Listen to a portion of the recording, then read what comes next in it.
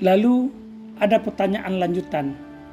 Siapa orang hebat yang mendorong dan mengawal Haji Amran Sultan Sidi Sulaiman tersebut? Jawabnya adalah...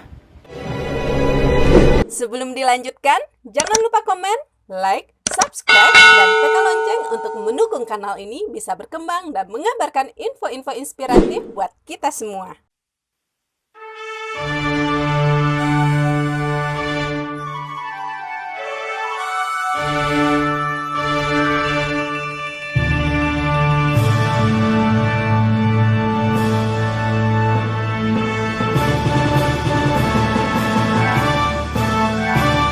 Haji Amran Sultan Sidi Sulaiman, bagian terakhir dari 2 naskah.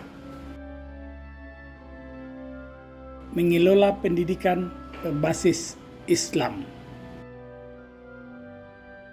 Berpulangnya Haji Amran Sultan Sidi Sulaiman ke rahmatullah meninggalkan duka mendalam bagi masyarakat Sumbar, khususnya dunia usaha dan dunia pendidikan.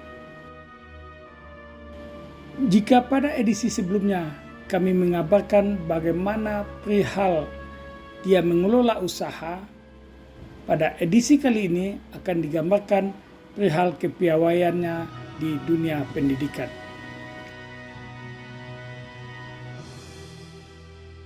Mendirikan sekolah, khususnya pendidikan Islam, tanpa perencanaan, tetapi hadir lantaran sebuah keprihatinan.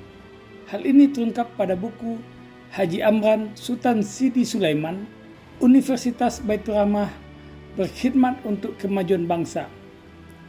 Buku ini ditulis Firdaus Abi bersama Khairul Jasmi. Kisah ini bermula karena Haji Amran tertegun saat melintasi jalan di kawasan Taman Melati Padang. Ketika itu ada sebuah mobil berhenti. Seorang lelaki berada di belakang setir. Haji Amran mengamati lelaki di belakang setir tersebut. Ternyata pandangannya tidak keliru. Ia benar-benar melihat dengan jelas bahwa lelaki itu adalah temannya.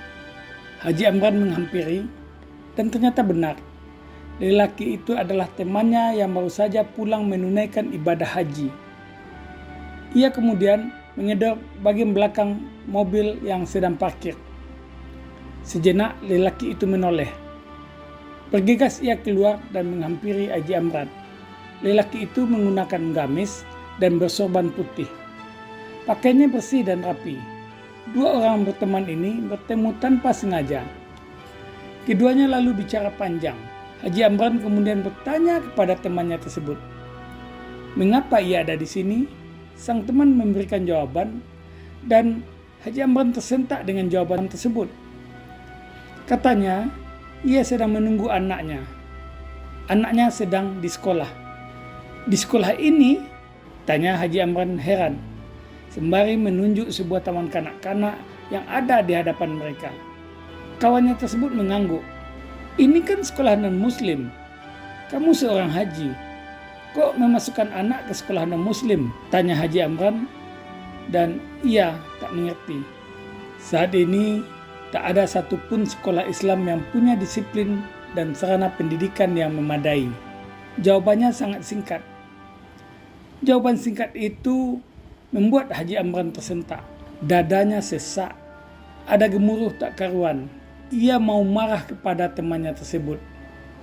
Ia sudah tak menghargai sekolah Islam yang ada. Ketika hendak melampiaskan marahnya, tiba-tiba ia sadar. Mungkin sang teman ada juga benarnya. Lalu Haji Amran mengamati sekelilingnya.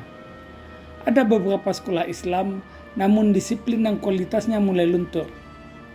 Tak sedikit orang tua yang mengantarkan anak ke sekolah non-muslim.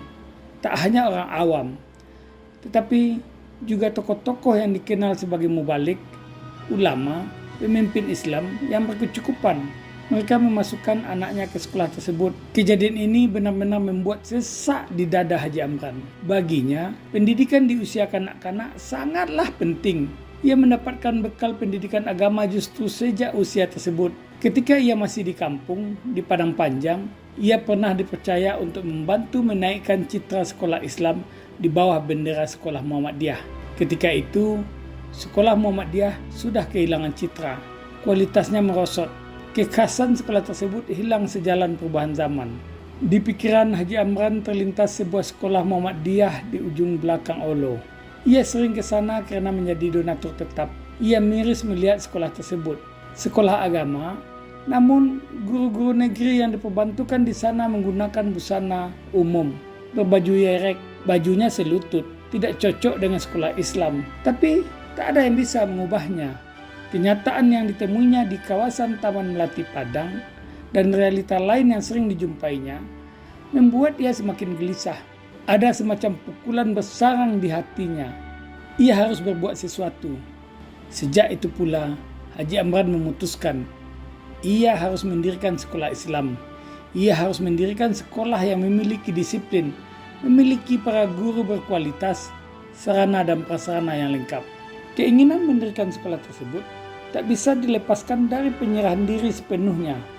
Ia menyampaikan kepada Jusna, istri keduanya yang dinikahi tahun 1957. Ia akan mengabdikan diri saja untuk membina anak-anak. Ia akan buka sekolah untuk ladang ibadah. Apalagi telah menghadapi kenyataan pahit dalam usahanya. Ia merasa sudah cukup berkecimpung di dunia usaha seperti selama ini dijalani. Lalu di tahun 1979 dibuka sekolah taman kanak-kanak Baitur Rahmah. Diberi nama Baitur Rahmah. Maknanya tempat atau rumah yang selalu dihiasi oleh kasih sayang. Sistemnya dijemput dan diantar murid-muridnya. Makanan dan minuman untuk anak disediakan. Ia kemudian juga mendaftarkan anaknya, Rika Amran, sebagai murid pertama di Taman Kanak-Kanak Baitur Rahmah. Rika adalah buah hati Haji Amran dengan Zairat. Selain Rika, ada 268 orang lainnya yang tercatat sebagai murid Taman Kanak-Kanak Baitur Rahmah. Angkatan pertama ketika itu. Jumlah sebanyak itu sangat mengejutkan. Haji Amran tak pernah menduga. Para guru lainnya juga tak pernah menyangka. Kehadiran murid yang sangat banyak di angkatan pertama tersebut membuat Haji Amran semakin percaya jika sekolah ini diurus secara serius, hasilnya akan menggembirakan. Langkah sesungguhnya sudah dilakukan saat sebelum menerima murid. Haji Amran mempersiapkan secara matang. Seizin istrinya, ia membangun di lahan miliknya seluas 1.200 meter. Sekolah ini bernaung di bawah Yayasan Pendidikan Baitur Rahmah. Guru diseleksi secara ketat. Haji Amran ikut melakukan proses seleksi. Nah, ini syarat menjadi guru di TK Baitur Rahmah. Cerdas, berpenampilan menarik, memakai baju kurung dan selendang, baju kurung, selendang, kain, sepatu diberikan oleh sekolah. Gurunya harus cantik dan menarik. Jika perlu, lebih cantik dan lebih menarik dari orang tua murid. Standar menjadi guru di TK Baitur Rahmah sangat tinggi. Harus di atas rata-rata guru TK lainnya. Misi pendidikan Islam dijalankan. Amanah orang tua menyerahkan pendidikan anaknya ke TK Baitur Rahmah dijaga baik-baik. Setiap anak dihawasi. Sopan santun dijaga. Etika dipelihara. Etika murid kepada guru, guru kepada murid, guru kepada guru, murid kepada murid. Pelajaran amalan ibadah, salat, mengaji Al-Quran, membiasakan baca basmalah, dilakukan setiap berkegiatan.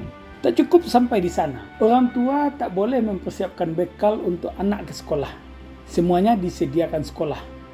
Sekolah yang mengatur semuanya. Sekolah mempersiapkan secara matang. Makanan yang dimakan murid dipastikan terjamin kesehatannya. Semua makanan dan minuman disediakan oleh guru secara bergantian. Sebelum angkatan pertama tamat, para orang tua murid mendatangi Haji Amran. Kata mereka, jika Pak Haji tidak segera membuka SD, mau sekolah di mana anak-anak kami kelak? Apakah akan kami bawa kembali ke sekolah non-muslim? Haji Amran terdiam. Beliau tersentak dengan pernyataan dan desakan orang tua murid tersebut.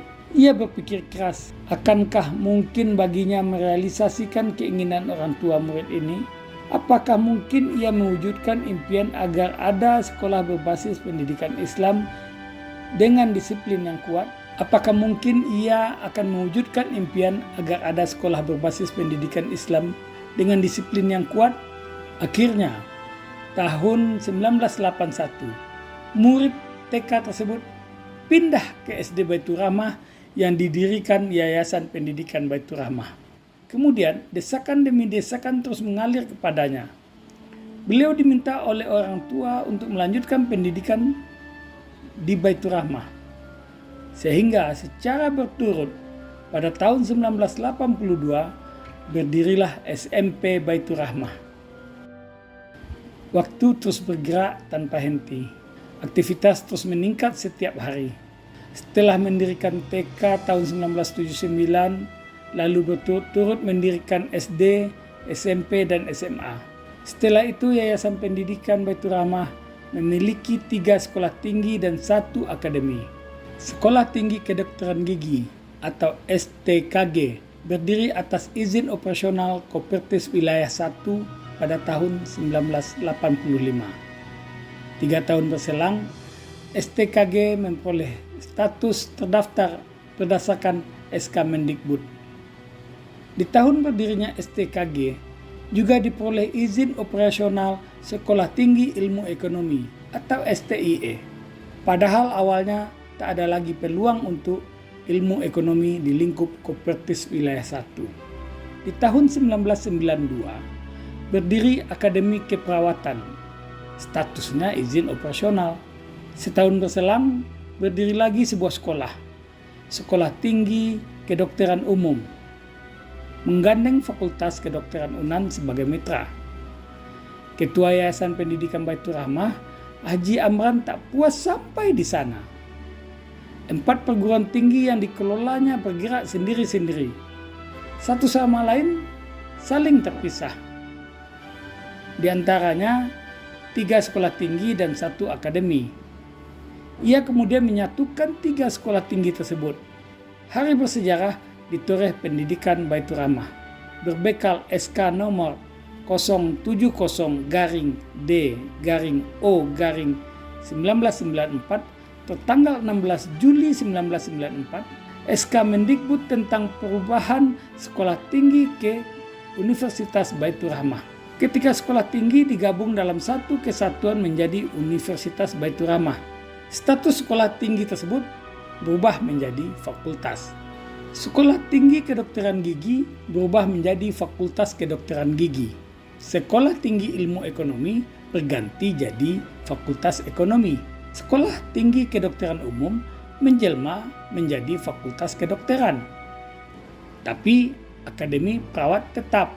Peresmian Universitas Baitur Rahmah ditandai dengan pembukaan selubung nama di kampus Universitas Baitur Rahmah, Jalan Damar 1 nomor 5 Padang, dan diserahkannya surat keputusan Menteri Pendidikan dan Kebudayaan tentang perubahan sekolah tinggi ke Universitas Baitur Rahmah oleh Kopertis Wilayah 10 Profesor Insinyur Firdaus Rifai kepada Ketua Yayasan Pendidikan Baitur Rahmah Haji Amran Sultan Sidi Sulaiman pada Rabu 10 Agustus 1994. Perubahan status ketiga sekolah tinggi menjadi universitas ini berakibat pula berubah komposisi struktur di kampus.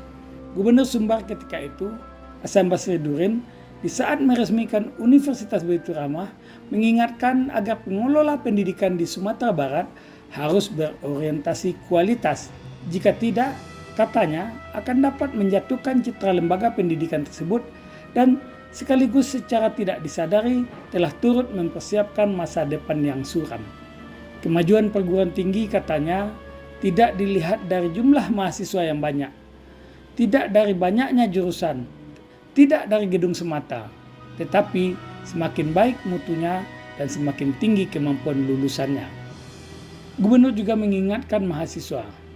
Kata beliau, kalau hanya mengharapkan ijazah, dikhawatirkan akan sulit di masa depan. Kunci lapangan kerja adalah persaingan kualitas dan bekal keahlian. Dunia kerja lebih mementingkan tenaga terampil. Di dunia kerja swasta, jika keterampilan tidak ditingkatkan, Bisa saja kontrak tidak diperpanjang atau status tidak naik-naik. Pejabat pemerintah juga diperingatkan gubernur. Beliau meminta agar pejabat pemerintah tidak memaksakan kehendak agar anaknya harus diterima di perguruan tinggi. Jika ada yang meminta, jangan pedulikan. Jika perlu, laporkan padanya. Kenapa hal tersebut menjadi perhatian gubernur? Hasan Basridurin mengungkapkan, jika perguruan tinggi memberikan toleransi, maka hanya akan melahirkan pengangguran tingkat tinggi, bukan melahirkan sarjana berkualitas. Kehadiran Universitas Baitur Rahmah merupakan universitas ke-9 di Sumbar. Ketika itu, Firdaus Rifai mengharapkan agar Baitur Rahmah lebih fokus pada dunia kesehatan. Pengembangan universitas yang menjurus kesehatan sangat dibutuhkan masyarakat. Kehadiran Universitas Baitur Rahmah disambut masyarakat Sumbar sebab diyakini akan memberikan dampak besar dalam peningkatan kualitas pendidikan. Buktinya di saat peresmian tersebut sangat banyak yang hadir. Tak hanya dari Sumbar, tetapi juga dari Medan dan dari Dirjen Pendidikan Tinggi Profesor Dr. Yahara Sukra. Di bulan Agustus 1998 keluar nilai akreditasi. Fakultas Kedokteran Baitur Rahmah memperoleh akreditasi B, sama dengan akreditasi Fakultas Kedokteran UNAN. Belakangan kemudian, Universitas Baitur Rahmah menempati gedung baru di bypass kawasan Ayapacah, berdampingan dengan Rumah Sakit Siti Rahmah yang juga dimiliki oleh Haji Amran Sultan Sidi Sulaiman. Lalu, ada yang bertanya, siapa sosok penting di balik kehadiran TK, SD, SMP, SMA, SMK, Akper, Universitas Baitur Rahmah, serta Rumah Sakit Siti Rahmah dan Masjid Megah di sampingnya? Hanya ada satu nama, Haji Amran Sultan Sidi Sulaiman. Lalu ada pertanyaan lanjutan, siapa orang hebat yang mendorong dan mengawal Haji Amran Sultan Sidi Sulaiman tersebut? Jawabnya adalah Rosma, Hajah Jusma, Zairat, dan Ajah Maizarnis. Keempatnya adalah perempuan-perempuan hebat yang menjadi istri beliau, serta 14 orang anak yang patuh dan taat pada orang tua serta agamanya. Sampai jumpa.